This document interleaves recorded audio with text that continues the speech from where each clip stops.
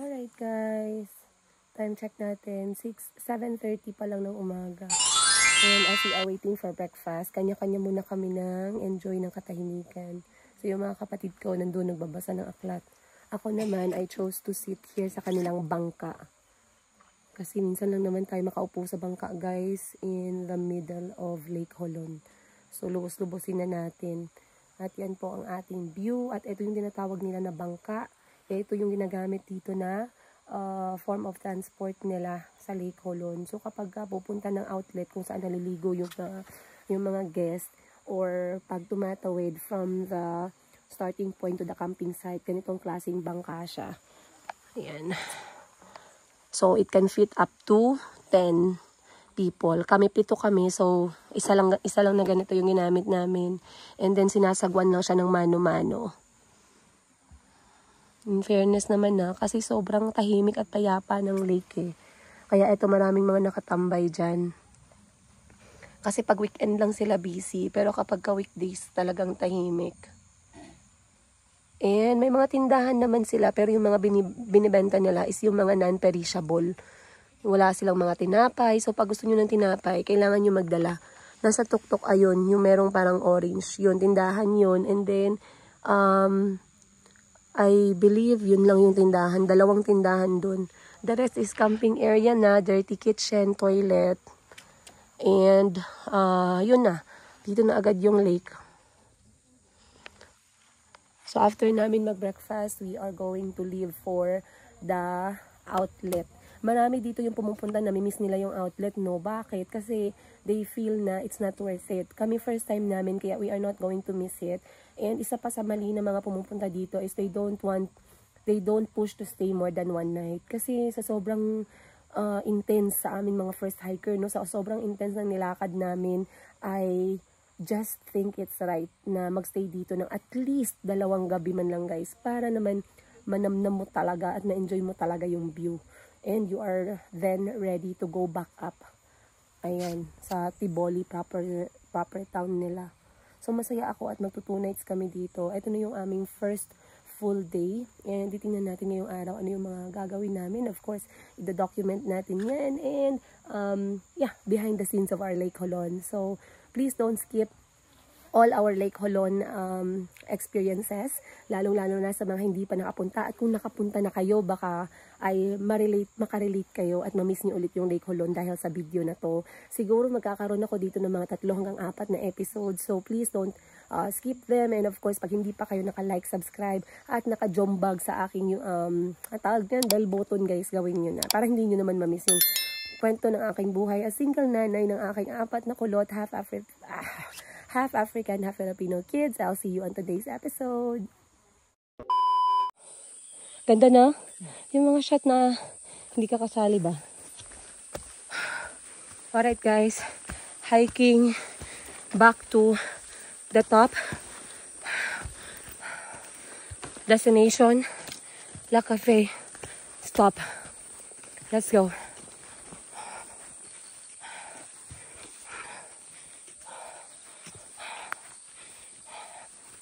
Sobrang ganda lang ng init ng araw. Tahimik. The weather is nice. Hindi maulan. And importante yung sungkod. Don't miss this one. Very helpful. Lalo na sa mga going up at going down na mabato. Ang gandang support. Shout out sa Lake Holon for this initiative. Sobrang useful.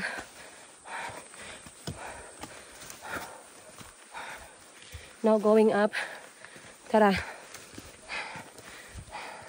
We left the campsite at 9 o'clock. Tingnan natin anong oras darating sa Sala Cafe. Let's go. Thank you sa Memories Lake Holon. We had an amazing time. And we hope to be back. Let's go. 30 minutes after the trail from Lake Holon. Paakyat pa sa likod ko guys. Nauna na si Madam Sheena tsaka si Madam Ten Gives. I'm waiting for the rest of the crew.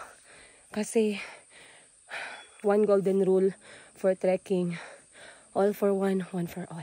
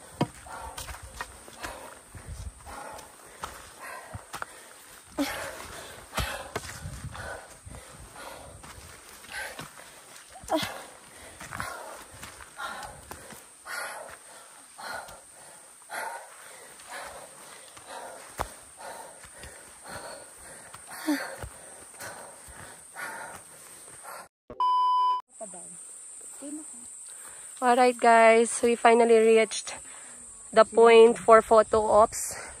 So magpa-picture muna tayo. Between station 4. Oh, hinay lang. Tama na. Station 4 and station 3 lang. Alright. Hi guys! Ayan, finally nakaabot na kami dito sa another viewpoint. So this is a separate, different road. Pero pwede nyo pa rin i-enjoy yung view ng Lake Holon. Kasi kahapon, mga 2 minutes lang namin na-enjoy na puno na ng fogs. So ngayon, sobrang clear as you can see. Very, very worth it. Dito talaga makakalimutan nyo yung mga utang nyo. Ay, hindi pala, yung ex ninyo. Hindi utang, wag nyo kalimutan yung utang guys. So it was well worth it. If nire-recommend ba namin tong ano na to? Activity na to? Yes, we do. Right guys? Yes! Isali mo naman sila. Right guys? Yes! Alright guys, patuloy na tayo to the next station. Bye, Lake Holon! Bye-bye!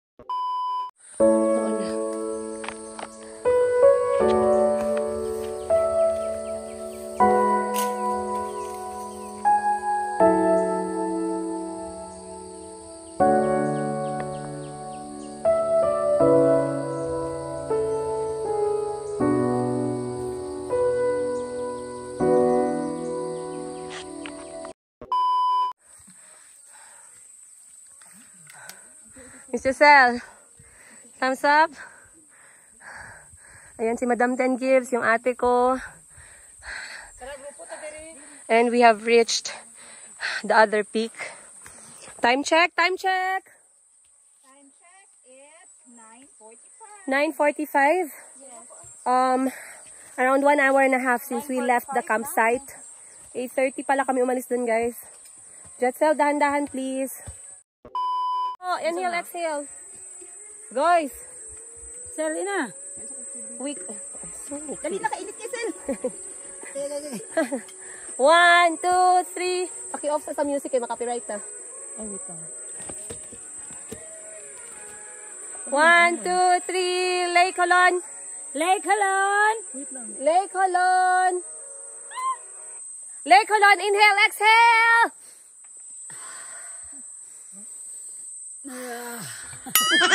Thank you, Lake Holon. See you next time. Station 4, pauwi. Bye. Bye. Alright guys, station ano na tayo? Station 3. Station 3 na tayo. Dali lang. Station 3 na tayo guys. Alright guys, andito na tayo ngayon sa Station 3. And dito sa Station 3 ang kanilang infamous, hindi ko alam sino nagpasikat nito, na kapag humalik daw tayo sa bato na yan, makakakita tayo ng forever. So marami nang humalik dito guys, yung gitna ng bato, puno na ng laway yan, doon tayo sa tuktok. Alright, so tara sabayan niyo ako guys. And ihalik ko na rin yung mga single dyan, kasama na kayo sa halik na to. Lamutakin na natin tong bato. Wait, dapat dito tayo sa taas. Ayan. So, totoo man or hindi, walang mawawala pag sinabayan natin yung mga iniisip ng ibang tao. Okay, at least I was here in Lake Holon and I'm very grateful. And para sa inyo lahat to, I love you guys. Thank you for being with me. Yay!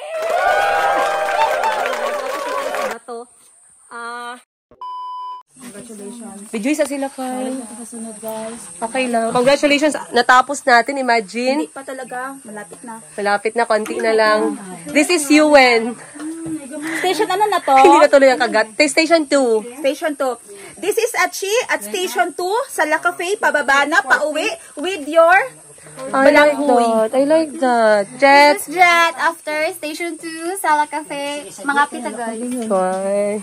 This is Giselle. Kaya pa. Yeah. Survive? Yeah. Babalik pa? Yes. Babalik pa. Kyle, babalik pa?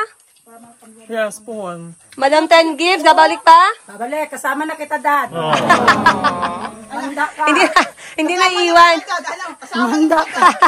Hindi na iiwan si Daddy. Para wala na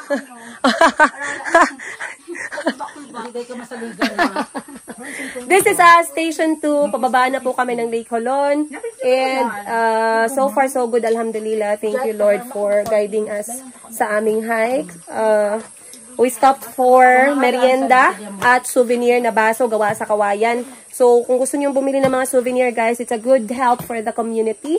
And also, huwag nyo kalimutan magdala ng pera kasi hindi po ito utang. At wala po silang GCash dito. Wala ding swipe. So, cash to cash basis po dito sa Lake Holon. Lahat. So, mag-prepare po kayo ng pera, bells. Alright, magmerienda muna ang all. Merienda muna ako, guys. See you! Station 1. Finish! Konti na lang! Konti na lang talaga. And, marireach na namin kung saan kami nakaparking. And that's the end of our Lake Holon. Medyo natapos guys ng maaga, unplanned. Kasi meron kaming uuwian muna at aasikasuhin. So,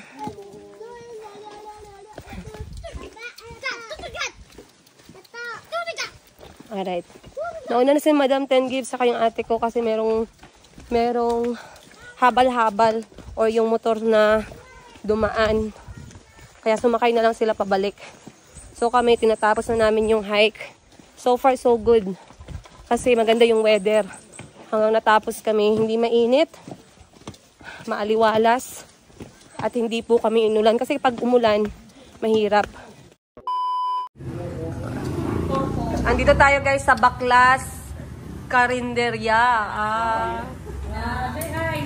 Ng Tiboli Center, Town Center. Maraming salamat. Ang sarap ng pagkain dito. Shout out nga pala sa kanilang homemade halo-halo. Sobrang sarap guys. Try nyo sa mga pupunta dito sa Tiboli. Pag nakadaan kayo dito, kayo kumain guys sa Baklas. Ayan. Dito kami nakakain ng aming lunch. Kita nyo naman, sold out. Sold off. Sold off, sold out. So meron silang homemade halo-halo. Sarap. Ice cream. Di ka pwede kay tamis. Masarap pa. Creamy. So we are 1 hour away kasi magsa-shortcut kami. 1 hour away from Jensen, right? So hindi na 3 hours, 1 hour na lang. 1 hour na lang. Okay, so diretso na kami guys. Once again, we are going back. Not as planned, but as good. Not as planned, but as good as what we have planned. Meron tayong mga personal na mga bagay na kailangan asikasuhin. So, let's go. Ayan na guys. Ayan at nakabalik na kami from our Lake Holon experience. Tanungin natin si Madam Ten Gibbs kasi marami yung nagtanong grabe na kaya ni Madam Ten Gibbs. Ang ano daw, ang tarik daw ng nilakad natin. That's true. From 1 to 10, ano yung for you as a first hiker, beginner hiker? Ano ang level? Level 10 talaga siya. Super. Kahit 65 kilos ako, grabe guys. Kaya pala. Mindset lang talaga. Mindset lang talaga. Ano yung tingin mo, mali mo, hindi mo nagawa before the trek? Ano yung na-discover mo na nasa campsite na tayo nga, parang yun pala yung part na mali ako ba? Oo. Yung magsuot ng makakapal na jacket at saka magdala ng mabigat na bagay. Yes. Dapat pala kung mag-hiking talagang ano lang tayo, Sports bra or gym top na item na gamit. lightweight. Lightweight lang. Tapos kung pwede, wag kang mag-backpack talaga. Kung pwede, water bag lang for your water. Pero kung meron kayong porter, ipadala mo talaga sa porter yung bag mo. Kasi grabe, ang hirap talaga. Kailangan talaga ang mga kamay mo, wala kang ibang dala na mga accessories, plain lang talaga. Kasi kailangan mong maghawak sa mga stem na nakalagay both side ng mga daan. Kasi habang tumatagal, bumibigat yung bag, no? Kala mo lang ngayon magaan, may dala ako mga 5 kilos, pero grabe. Pinadala ko na talaga sa porter kasi hindi na kaya. Ano yung pinakamahirap na na point ng Lake Holon trek mo? Ang pinakamahirap na Lake Holon part is the Station 3 paakyat ng Station 4. Anong trail? Anong pangalan ng trail? Kulit Trail. Kasi kailangan, ang piliin mo muna yung pinakamahirap na trail bago ka pumunta sa pauwi na Salakafay Trail. So sa Kulit Trail, kailangan talaga ng more power guys kasi grabe, naiyak talaga ako pag end ko ng Station 4 kasi doon talaga ako nahirapan. Kaya pagdating doon, pagkakita ko ng viewpoint, very worth it. Worth it. Kaya umiyak ka talaga. Ano ang pinaka magandang part ng the whole Lake Holon experience mo? Yung pinakamagandang part, unforgettable, is the first time na na-view ko yung Lake Holon at the top with the 15 mountains that surrounding it. At nung pagpa-fish pa ko doon sa water, kasi doon talaga nawala lahat ng pagod ko sa trail. Wow, galing-galing! So, ang golden question is, uulitin mo pa ba? Bakit hindi? Ano pa? Wala tayong choice kasi meron pa kaming guys, sorry guys, loose thread. Payat na ako. Listed. Kasi meron kaming part hindi napuntahan, yung outlet ng Lake Holon, kaya abangan ang pagbabalik. Second edition. Kasama na si Daddy. Ito naman kay Madam Shin. Si Madam Shin talaga ilang beses na nag-trek eh. So para sa iyo, ano yung greatest advice mo for first time trekker? Sige nga, greatest advice. For first time trekking, just do it. Sa first time trekker. Oo, just do it. Kasi you can't advise naman kahit physically fit ka, kung ayaw ng mind mo, then you can't really go on the top. It's just your mind. Kalaban mo lang doon yung mindset mo.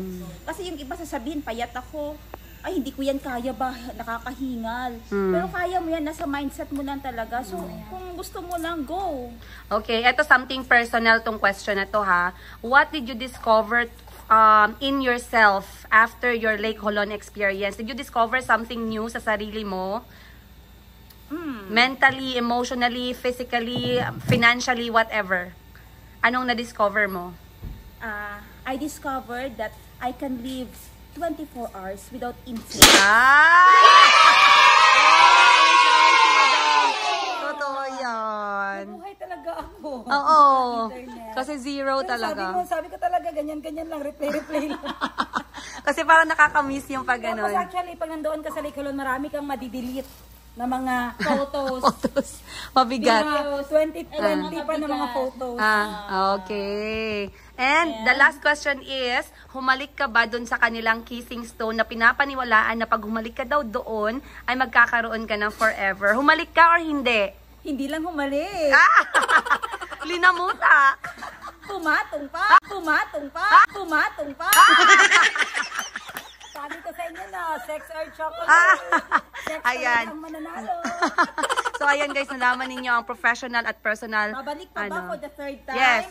Yes na yes. Babalik pa. Si Wow. Jinjin na, hindi na siya magbalik. Ano naman, Oy. Jen? Magbalik. Ito kasi, Kasi mo na pag 15 years ayan si Boss Jean kasi guys, yung plano. Kailan ka? kaduan ako. Lake Apo. When ka magpa-Lake Apo? Like September 27. Meron kasi siya nakabook na Lake Apo, September 27. Natapos niya na ang Lake Holon. For me, ano ba yung mai-share ko sa inyo? Kasi ako first time hiker din ako eh. I would say na don't take the must-haves lightly.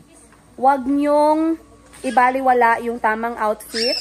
Huwag niyong ibaliwala yung, kung ito ha, kung ayaw, gusto niyo talagang ma-enjoy. Kasi pag kunyari masyadong mainit, dapat naka-sports bra ka kasi masyadong malingasaw. Masyadong mainit pag naglalakad. Kapag naman malamig, dapat meron kang poncho kasi may bitbit kang mga poncho, nasa Shopee lang guys. May bitbit ka kasing mga gadget. Ayun. Pwede namang magchinelas kasi may mga kasamahan kami na nakachinelas lang. Survive naman na survive. Pero if yung natatakot ka na magkasakit, magkasipon, or masyadong mainit, yung clothing mo, kahit ukay-ukay, goods na yan. Then, another thing na na-learn ko sa sarili ko is, ayun, it's all in the mind lang pala talaga. Tama si Madam Ten Gives, mindset. It's all in the mind na hindi mo kaya. It's all in the mind na takot ka. It's all in the mind na hindi siya mangyayari sa buhay mo. But if you start claiming and you start manifesting that you can do something. Yes, I can do it. Yes, I can achieve it. Yes, I am not scared of it and I'm going to reach my goal. Then you will slowly reach that goal. Gaano man yan kaliit or kalaki. So for me, it was a life-changing experience. Not only for myself but for me and my siblings. Ayan, we had a really great time together kasi wala ngang internet, guys. We had an amazing time with our friends as well. Shout out sa lahat ng mga kasama namin. Ayan, kay Kyle, kay Jet. We enjoyed that time with you guys. Kay Giselle, maraming salamat na hindi ka natakot na sumabay sa ating first trek sa Lake Holon, Atiboli, South Cotabato. And of course, kay Tito Parts. Ayun, Tito Parts ng aking mga anak. Maraming salamat for being there sa trek talaga natin. And kay Jay na din, na aming tour guide.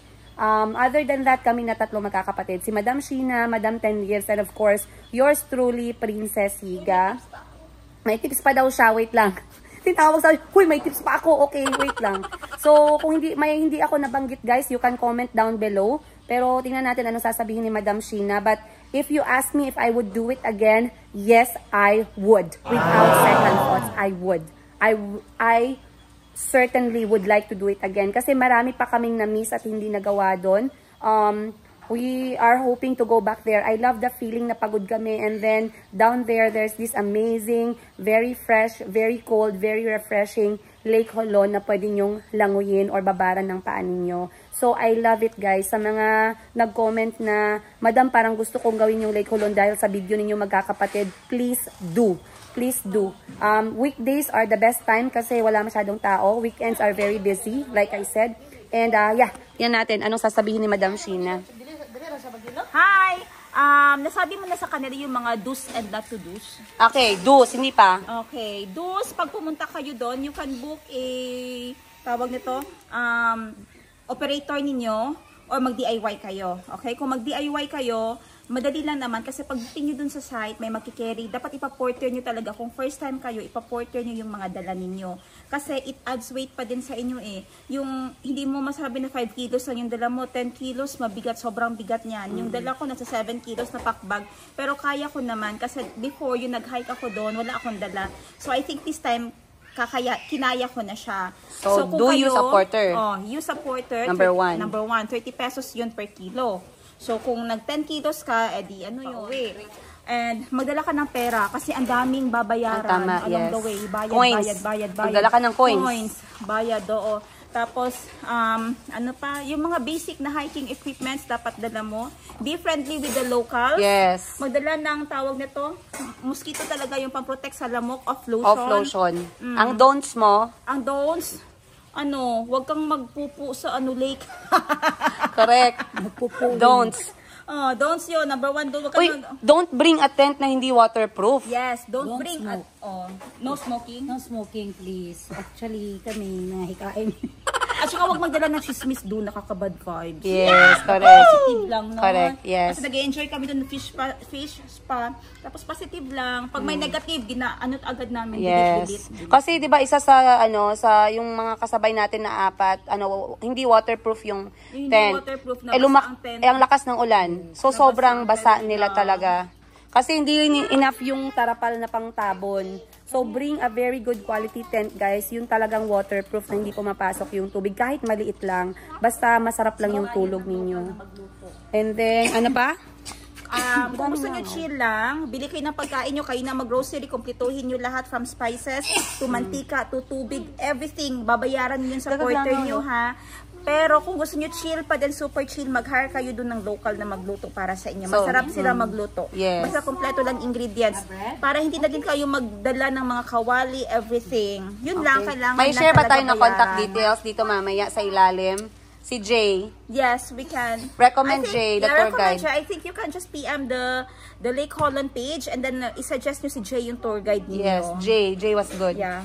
Ayan. So, pag nag-PM kayo sa Lake Holland, guys, magbibigayan sila ng sa inyo details. I-suggest niyo kung pwede si Jay yung mag-tour guide sa inyo. Kasi Jay was very patient. He really supported us. He did not leave us. Alright guys, so yun lang. Sana ay nag-enjoy kayo sa aming Lake Holon experience na magkakapatid. Tinatapos na namin dito. Once again, dapat 2 gabi kami doon at 3 araw pero we had a family emergency so kailangan naming bumalik ng agad-agad dito sa Gensan. But like I said, it was amazing. We did not regret doing Lake Holon. Ayun. If you have any question, please feel free to comment down below at itatry namin sagutin magkakapatid yan. Ayan, maraming salamat again sa lahat ng mga nagmamahal sa akin, sa mga anak ko, sa mga kapatid ko, sa mga kaibigan ko, sa pamilya ko. Maraming salamat at sa lahat ng babash sa akin. Okay lang naman sa akin, i-bash nyo lang ako, na namang problema pero yung i-bash nyo yung mga anak ko, parang foul. So, dahan-dahan naman tayo. Ayun. Once again guys, maraming salamat and I'll see you on the next episode. Much love from Princess Giga.